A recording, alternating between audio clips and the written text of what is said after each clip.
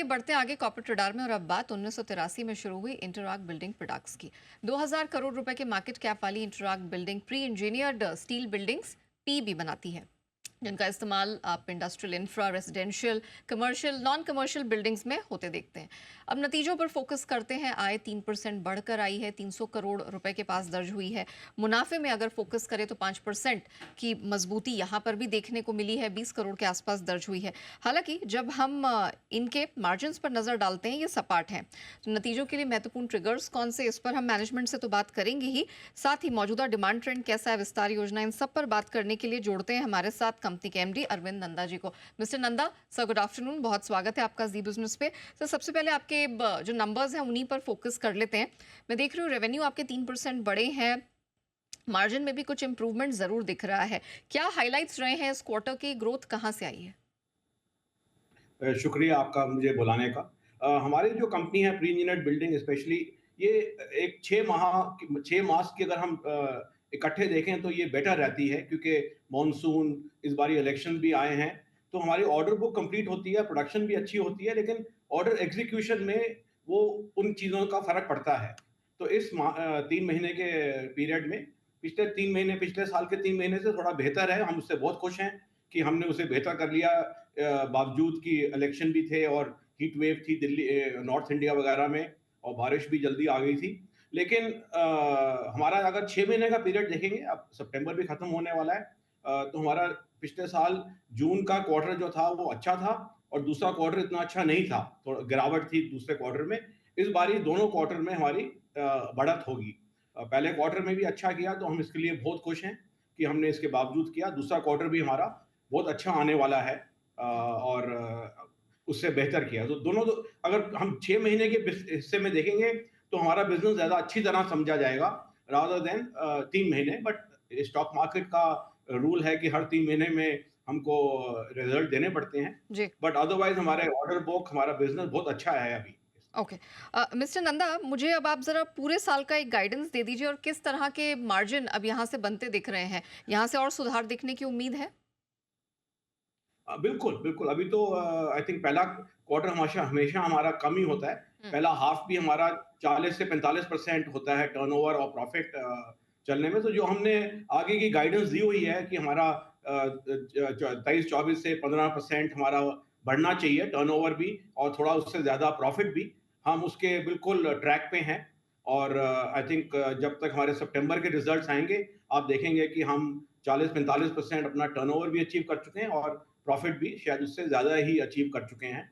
आगे जाते अभी कंडीशन बहुत अच्छी लग रही है, हमारी ऑर्डर बुकिंग भी बहुत अच्छी है, और हमारे जो एग्जीक्यूशन है वो भी बहुत बेहतर हो गई है आगे बढ़ते हुए। तो हमें पूरा यकीन है कि 24-25 हम लोग, जो हमने पहले गाइडेंस दी थी कि 1400-1500 करोड़ के बीच में हम लोग आएंगे, और मार्जिन हमारा 9-10% के बीच में आएगा, एबिटा, वो हम 100% अचीव करने के ट्रैक पे हैं। Okay, very well. अच्छा सर, आपकी order book is close to 1350 crore, right sir? Yes sir, okay. Yes ma'am. तो सर, अब यहाँ से ग्रोथ फोकास्ट अगले वित्त वर्ष तक कैसा दिख रहा है सर? और आपकी ऑर्डर बुक अभी कंप्लीशन के लिहाज से किस स्टेटस में है? कौन से मेजर ऑर्डर्स हैं इस समय आपके पास? सर, उनके बारे में भी बताइए। हम लोग अभी हमारी ऑर्डर बुक बहुत अच्छी है। हम ऑर्डर बुक में थोड़े से लिमिटेड इसलिए होते हैं क्योंकि प्री इंजीनियर्ड बिल्डिंग का जो बायर होता है, वो बहुत बड़ा ऑर्डर भी हो तो 9 से 12 महीने में हमको एग्जीक्यूट करना पड़ता है। तो ये जो 1350 करोड़ की हमारी ऑर्डर बुक है, ये अगले 9 महीने के अंदर अंदर हमारे को पूरी खत्म करनी पड़ेगी। आज की डेट में जो हमारे पास अच्छे ऑर्डर हैं, टाटा माइक्रोन का हम सेमीकंडक्टर प्लांट बना रहे हैं, फ्लिपकार्ट का है, भारतीयम का कैंपा कोला है, बीकेटी टायर्स, मदरसन सुमी के पूरे ग्रुप के लिए हम काम करते हैं, इंडोस्पेस के लिए, वेल्सपन के लिए, टाटा एडवांस्ड, पिछले 6-8 महीने में हमने लोगों ने एक्साइड और टाटा पावर, ये सब भी खत्म किए हैं। बहुत बड़े-बड़े रिन्यूएबल्स हैं। रिलायंस सोलर भी अभी हम कर रहे हैं। हम्म। तो हमारी ऑर्डर बुक जो है, ये हमको अगले 9 महीने के अंदर-अंदर खत्म करनी चाहिए। ओके। और अभी जिस स्पीड से हमको ऑर्डर आ रहे हैं, आई थिंक हमारी ऑर्डर बुक काफ़ी बढ़ेगी। ओके। कोई नए क्लाइंट से बातचीत हो रही है? कोई ऐसे बड़े ऑर्डर्स हैं जिनसे अभी बातचीत जारी है? हमारी बातचीत हमेशा चलती रहती है। कभी भी हमारी पाइपलाइन 2,500 से 3,000 करोड़ की हमारे सीरियस पाइपलाइन होती है हमारे पास कम से कम, ओके। जिनपे सीरियस डिस्कशन चल रही होती हैं। हाँ। लेकिन फाइनलाइज़ेशन में क्योंकि हमारे लोगों की बिल्डिंग की इंजीनियरिंग डिज़ाइन सब कुछ हमको करना पड़ता है, तो वो क्लोज़ करने के लिए कभी-कभी 4-4 5-5 महीने लग जाते हैं, हुँ। बड़े ऑर्डर्स में। बट बहुत अभी हमने पीछे अमर राजा का भी ऑर्डर लिया है, तो उनकी भी बहुत बड़े प्लान्स हैं, जैसे आप लोगों ने सुना ही होगा। हुँ। तो बहुत बड़े-बड़े क्लाइंट्स आगे के लिए भी आ रहे हैं, जो हमारी पाइपलाइन में है। शायद नाम लेना उनका मेरे लिए अभी ठीक नहीं होगा, ओके। बट पाइपलाइन बहुत अच्छी है हमारी आगे जाते हुए, ओके, अगले 1 साल। Valid point sir. अच्छा, अब नंदा सर ये बताइए, आप 2 नए प्लांट्स आंध्र प्रदेश एंड गुजरात में सेटअप कर रहे हैं, पर जब हम देखते हैं कि आपकी जो औसत कैपेसिटी यूटिलाइजेशन है आपके करंट प्लांट्स की, वो 60% के आसपास है। तो ये जो यूटिलाइजेशन है, इसको आप कैसे प्लान कर रहे हैं बढ़ाने का? सी यूटिलाइजेशन हमारी ना, एक होती है यूटिलाइजेशन जो टोटल कैपेसिटी होती है प्लांट्स की, जो यूटिलाइजेबल नहीं होती हैं कई चीज़ें। तो अभी हम लोग कोई 80% पर हैं। हमारी यूटिलाइजेबल कैपेसिटी कोई 1,20,000 टन है, और 1 लाख टन हमने पिछले साल में बेचा है। आगे बढ़ते हुए हम इस साल में 50-60 हज़ार टन और ऐड कर रहे हैं। और तो जैसे ही हम 80% पे पहुँचते हैं, तो हमको नया प्लांट प्लान करना पड़ता है। हुँ। तो यूटिलाइजेबल जो हमारी कैपेसिटी है, वो आज की डेट में 1,20,000 है। 20,000 हमने अभी आंध्रा में और ऐड की है फर्स्ट फेज में, जो अब इस सितंबर अक्टूबर से यूटिलाइज होनी शुरू हो जाएगी। बाय सब फरवरी मार्च जब हमारा पूरा आंध्रा का प्लांट इंस्टॉल हो जाएगा, तो हमारी कैपेसिटी कोई 1,60,000 70,000 टन के करीब हो जाएगी। और इस साल में हम लोग और अगले साल मिला के 80% पर पहुंच जाएंगे। Okay, very well. अच्छा सर, हमने देखा है कि आपकी कंपनी है इंटरआर्क, ये प्राइमरीली प्राइवेट सेक्टर पर अब तक फोकस करती आई है। गोइंग फॉरवर्ड डाइवर्सिफिकेशन का कोई इरादा है सर? सी डाइवर्सिफिकेशन हमारे 2 हैं। एक हम गवर्नमेंट जॉब भी करते हैं, लेकिन अच्छा। थ्रू प्राइवेट कॉन्ट्रैक्टर्स हैं, अच्छा। या through private general contractors like L&T और यूआरसी। इनके थ्रू हमने लोगों ने बड़े गवर्नमेंट के कॉन्ट्रैक्ट्स किए हैं। T3 टर्मिनल हमारा बहुत बड़ा कॉन्ट्रैक्ट था बहुत साल पहले, जो एल&टी के थ्रू किया हमने। पीछे ओएनजीसी का भी किया हमने। तो हम लोग हर तरह के कॉन्ट्रैक्ट करते हैं, ओनली गवर्नमेंट से हम डायरेक्टली डील नहीं करते हैं। ओके। और आगे बढ़ते हुए हमारा इरादा ये है कि हम लोग अभी हम प्री इंजीनियर्ड बिल्डिंग एक लाइट स्टील बिल्डिंग मानी जाती है। जितनी मर्जी बड़ी क्यों ना हो, 10,000 टन की, 15,000 टन की, लेकिन ईच पीस तो लाइट को उसमें लाइट कैटेगरी में आता है। हम लोग हेवी कैटेगरी में जाना चाहते हैं, जिसमें पोर्ट की buildings, railway station, steel plants, cement plants, आपके फर्टिलाइजर प्लांट, पावर स्टेशन, हुँ। ये बिल्डिंग हम लोग ले सकें। हाई राइज बिल्डिंग ज्यादा है, डेटा सेंटर हैं।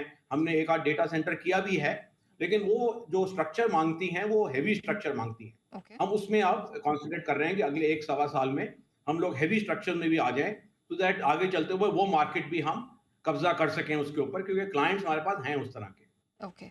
सर, वो मार्केट कितना बड़ा है sir, as compared to currently what you are doing? I think अगर हम उसको टनेज में देखेंगे, तो कम से कम 4 से 5 गुना मार्केट है उसमें प्री इंजीनियर्ड बिल्डिंग से, हाँ, हाँ। क्योंकि उसका वेट ज़्यादा होता है, टनेज ज़्यादा होती है। ओके। एक-एक प्रोजेक्ट में कई बारी 1-1 लाख टन लग जाता है। जैसे हम लोगों ओके। ने पिछले साल में 1 लाख टन टोटल बेचा है। हुँ। कई स्टील प्लांट्स हैं जिनकी रिक्वायरमेंट एक-एक स्टील प्लांट की 1-1 लाख, सवा-सवा लाख टन एक-एक साल में आती है। हुँ, हुँ। तो उनमें रिक्वायरमेंट एक बहुत ही डिफरेंट लेवल पे है। सो इसलिए हम उसमें एंटर करना चाहते हैं, क्योंकि हमने अच्छा नाम बना लिया है ओके। अपना इस इंडस्ट्री में। ओके। सर, एक आखिरी सवाल, हमने देखा है कि आपकी आय का 80% है वो रिपीट कस्टमर से आता है। तो नए क्लाइंट्स जोड़ने पर क्या रणनीति है सर, और ताकि ये रिपीट ऑर्डर्स पे जो है आपकी डिपेंडेंसी कंपनी की कम हो? हमारे केस में ना, रिपीट ऑर्डर वो होते हैं जिसमें हमने क्लाइंट से कभी भी पीछे काम किया हो। ओके। ये नहीं कि हर साल वही दे रहे हैं हमारे को। तो हो सकता है कि इस साल में हमारे पास 50-60 परसेंट, 80% वो लोग आए जिनसे हमने पीछे काम किया हो कभी भी पिछले 40 साल में। उनको हम रिपीट कस्टमर मानते हैं। और हर साल हमारे पास काफ़ी नए कस्टमर आते हैं। जिस तरह पिछले साल हमने एक्साइड बैटरी का काम किया, फर्स्ट सोलर का किया, रिन्यू पावर का किया। हर साल हम बहुत नई-नई कंपनियाँ, बहुत रिप्यूटेड कंपनियाँ, ग्रासिम पेंट्स का हमने पीछे काम किया है। पिछले 5 प्लांट में हमने उनका काम किया, 6 में से। तो नए क्लाइंट हमारे पास बार-बार आते रहते हैं, नई रिक्वायरमेंट भी आती हैं। और कई हमारे बड़े क्लाइंट हैं, जैसे रिलायंस है, उनके लिए हमने पेट्रोल पंप भी किए, रिलायंस जामनगर भी किया, अपना रिटेल भी किया। अब हम रिलायंस सोलर का प्लांट कर रहे हैं। तो अलग-अलग जैसे वर्टिकल में जाते हैं, लेकिन हम उनको रिपीट कैटेगरी में डाल देते हैं। अब रिलायंस एक बहुत बड़ी कंपनी है, जी। तो हमारे पास हर साल बहुत नए क्लाइंट्स और नया तरह का बिज़नेस आता है। नई तरह की बिल्डिंग्स भी बहुत कर रहे हैं हम। Alright, Nanda sir, thank you so much हमारे साथ जुड़ने के लिए और विस्तार से कंपनी की योजनाओं के बारे में और ग्रोथ आउटलुक के बारे में दर्शकों को बताने के लिए आपका बहुत बहुत धन्यवाद।